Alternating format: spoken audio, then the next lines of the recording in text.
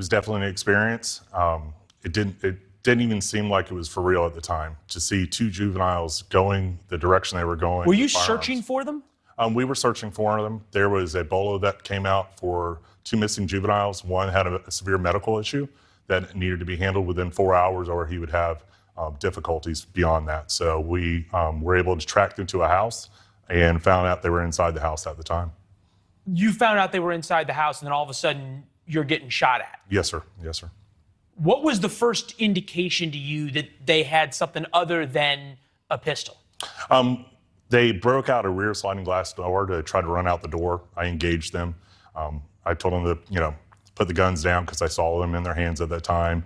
They retreated back into the bedroom. Then the next thing, they started volleys of shotgun and pistol rounds at me. How do a 12-year-old and a 14-year-old know how to operate an AK-47 and a shotgun? It blew my mind. I can't even fathom how even a child could learn how to use those type of weapons or even assemble those type of weapons, because some of the weapons in the house weren't even assembled from what we were told. And they had broken into this house for some reason. We don't know why. Correct. Yes, sir. One thing that's struck me, rule number one is a police officer, come home alive to your family. Absolutely. That's what it is. But you listen to that audio tape. You guys took it 45 minutes worth of fire. And throughout it, don't challenge them, don't approach, don't shoot, hold your fire. That seems to have violated rule number one to save the lives of the people who are shooting at you.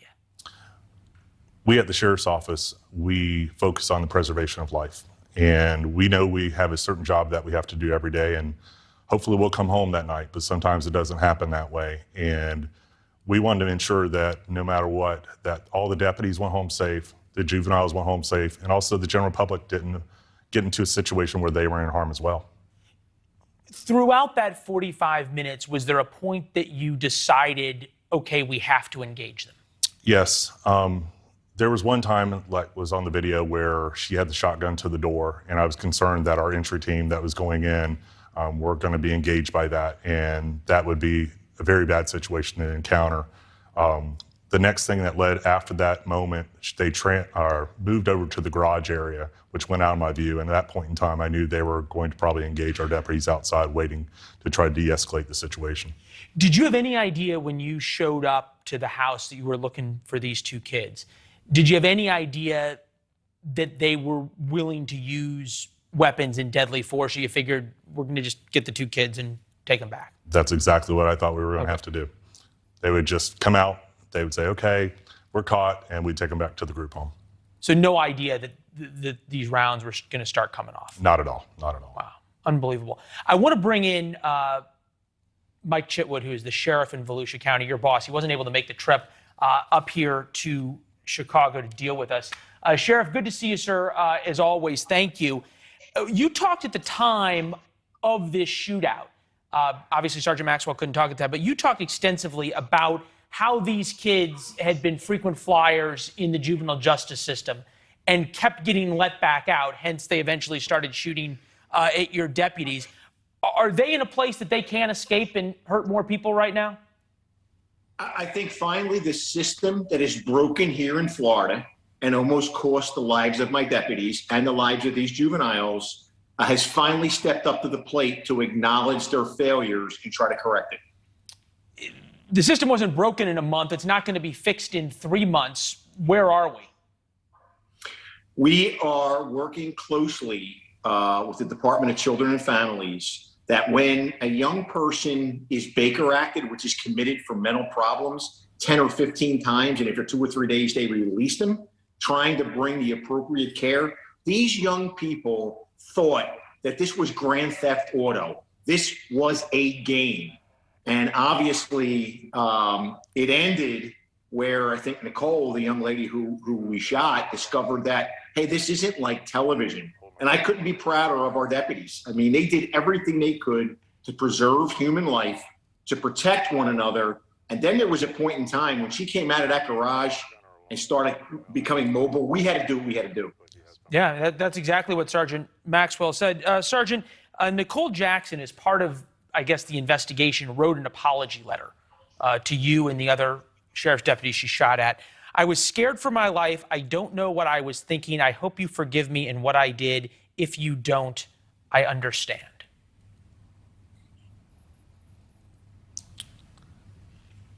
I think it's going to have to go through the process. Writing down words doesn't always mean what the true meaning is.